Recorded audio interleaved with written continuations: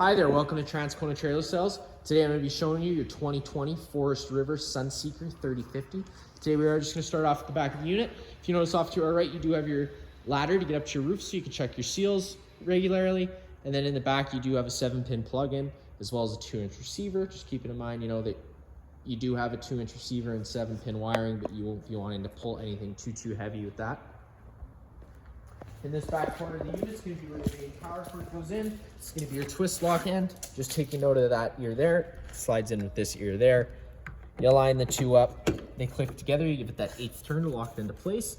And then you got the threaded collar to really lock it down. You got your TV plug, satellite plug in right above that. If you follow your power cord back, you come to your standard 30 amp plug in. Most campsites should have this and you can plug right on in. But let's say you have the unit parked at home, or your campsite doesn't have 30 amp service, we do include a 15 amp park adapter. Just keep it in mind you're going down to 15 amps of power, so you won't be able to run something like your air conditioner. Whenever you do plug it in, there's 2 lights on the top. You got a blue light and a red light. Blue light's telling you have a good power source, so you should be getting power inside the unit. If that red light were to be on, it'd be telling you have a bad power source, and that'd be something you'd have to get looked at. Inside this compartment here, if you open it up, you do just have some storage. You got your gas fill right here, and inside this compartment is just your main sewer system. Opening this guy up, you have your city water connection. If you're at a site with service, you can pop this guy open, thread a garden hose in here, turn it on, and that's going to pressurize all your lines without the needing to run your water pump. Right next to that, you do have a black tank flush. The way that works is with your black tank connected and the sewer open. You thread a garden hose into here, turn that on, and that's just going to flush that tank out, and that's going to help with any false monitor panels readings you're getting or any odor you find inside the unit. You do have a airbag system inside this unit. Each side of the trailer in the rear, inside both rear compartments, you do have this little Schrader valve. The way that works is you hook a regular tire pressure tester to this nozzle here. It'll tell you the pressure inside the bag. You are going to want to do both sides very evenly, as it's going to affect your ride. And that's just going to be if you have the unit super loaded down, you can fill them up. Typically you are just going to want to leave them around 50 psi, but you can bump it up for heavier loads. You do have your exterior shower with hot and cold water. You have this nice hole in the floor here that unthreads, and you can run your sewer hose through here, or you can run your garden hose for your city water if you're going to be somewhere for a while. And that does just screw into place whenever you aren't using it. Right here, you do have your sewer hose connection. You unthread this. Your sewer hose will connect to it, which is located in that back bumper there, which I forgot to show you. You just pop this cap off, take this guy out. Those are the 2 ears that are going to hook up to your sewer hose connection. This is about 20 feet long once fully extended. You got your gray tank and you got your gray valve and your black valve. Your gray valve is typically your cleaner water, so you're going to want to empty that last to just try and rinse that hose out a little bit. Then you got your black tank, which is going to be your dirtiest water, just filled from your toilets.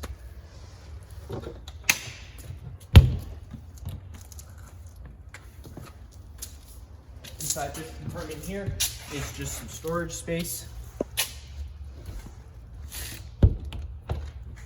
In this compartment is where you got your 751 key. That's going to open all the compartment doors on this unit. You should have one included with your unit. I'm just going to stick that key in there, give it a twist, and this will open it up. And that's just where you have your garbage. And this compartment is just more storage. And then inside here, you're just opening up that flap, and it's going to give you access to your generator. This is just like a little kind of service panel, and it does have an override for your starting system in case the one inside isn't working, but I will go over how to start it once we're inside. And then that little yellow cap there is just to check the oil.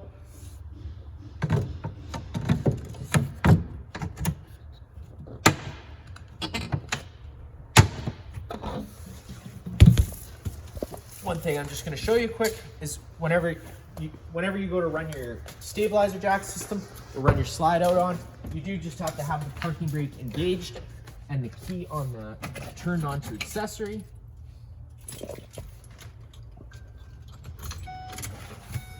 Just do that now. Front of the unit. passenger door. Then we come to this side of the unit inside this compartment here. You just twist the nose open, and then it would allow you to get to your exterior TV.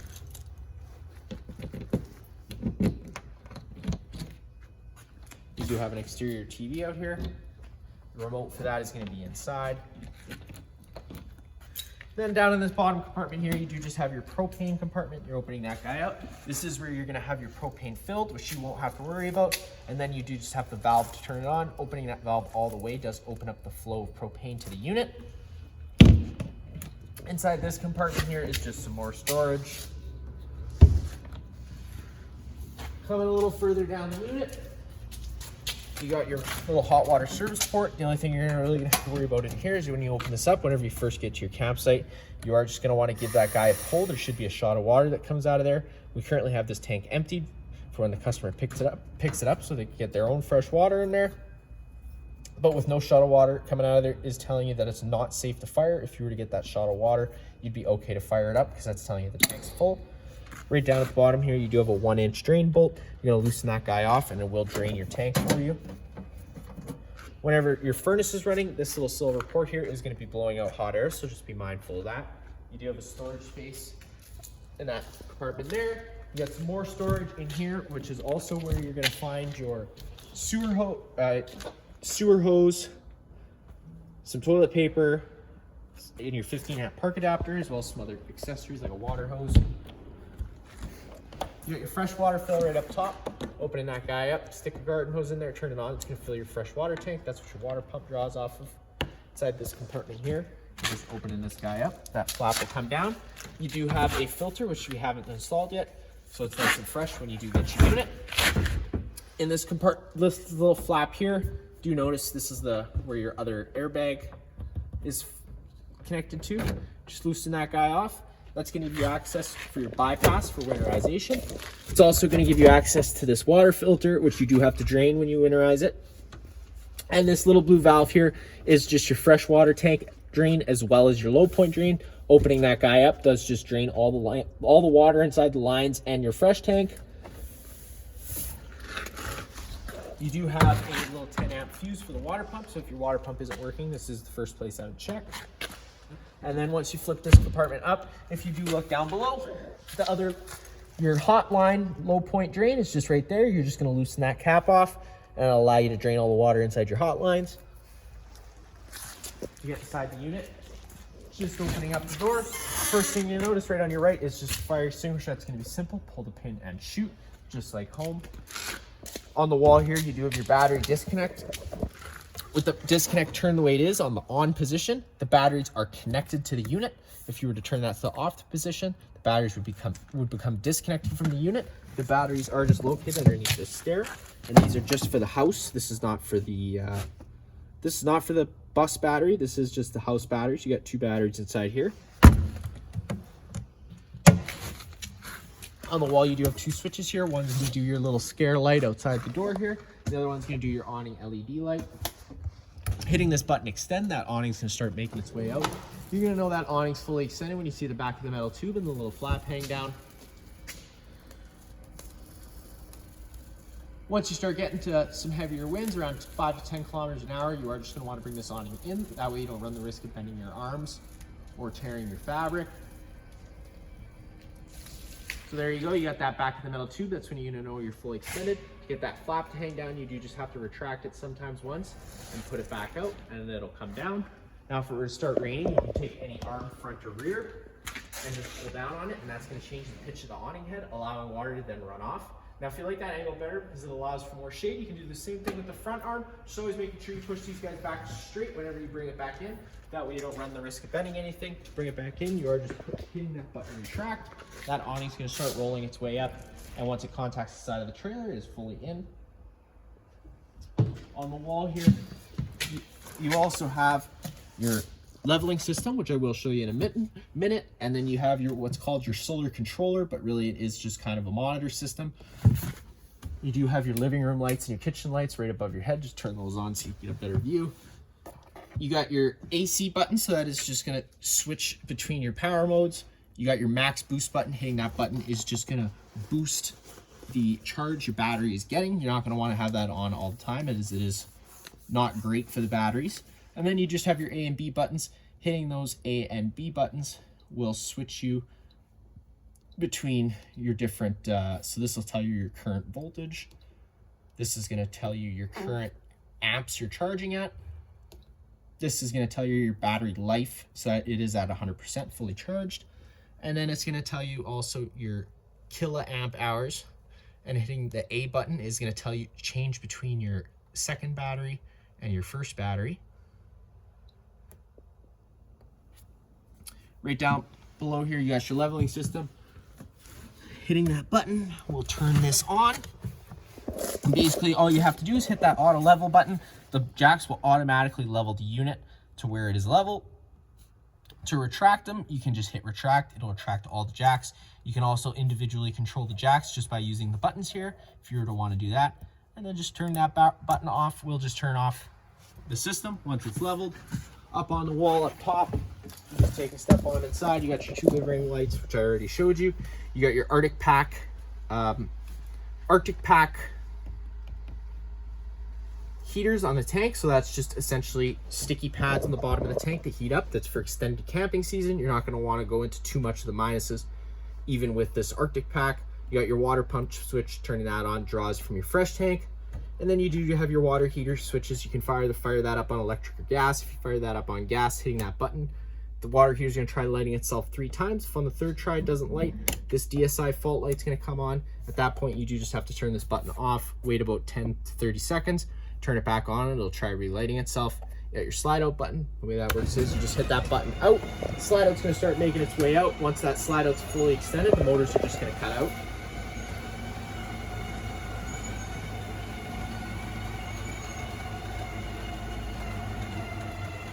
Like I said, to run the slide outs or the jacks, you do have to have the key in the accessory position and the handbrake fully on. You got your driver's side rear light. That is right above the sewer outlet. In case you were to be dumping at night, you can turn that on. It'll give you a little bit of light there. And then you do have your generator switch hitting. You first have to hit that stop/prime button. This generator red light's going to come on. You're just going to want to hold that for 5 to 10 seconds. Once that's done, you just hit and hold that start button, and the generator fires right on up. And you do just have a generator hour light right there. Hitting that button off will turn the generator back off. And then you do just have your monitor panel system. You got your gray, your black, and your fresh, which goes empty, 1/3, 2/3, and then full. You got your liquid propane, which goes empty, 1/3, 2/3, and full. Then you got your battery, which is low, fair, good, and C would be charging. Once you take a step on inside, you do have some storage space right by the door for some coats, as well as some overhead storage. This couch here does fold down into a bed. You're just having to pick up the foot of that couch, pull it out, and it folds down into a bed. To get it back into the couch, you're just grabbing the foot, pushing it in while you're holding the top. You got 2 cup holders above the couch. You can also flip this down for 2 cup holders. All the blinds in the unit do work the same way. They're just going to kind of sit where you leave them, and you're just pulling them once down, and it'll retract them back up. In the cab area, pretty much your regular standard vehicle with your stereo up front here. Just turn that off so that doesn't die. You have your top bunk bed here, which you have individual push button lights on either side. You're just hitting that button, we'll turn that on. You got some storage space underneath your little head pieces. And then you do just have a little extended thing that slides out over the cab whenever you are parked. That slides into place, locks in. And then you have your ladder, which clips in for while you're traveling, so it doesn't roll around or damage anything. That just pulls out of place and hooks into here like so. So it allows you to get up and down there nice and easy. And whenever you're traveling, just stowing it away and locking it into place. You got your dinette area, which does have some storage underneath. This dinette area also does fold down into a bed.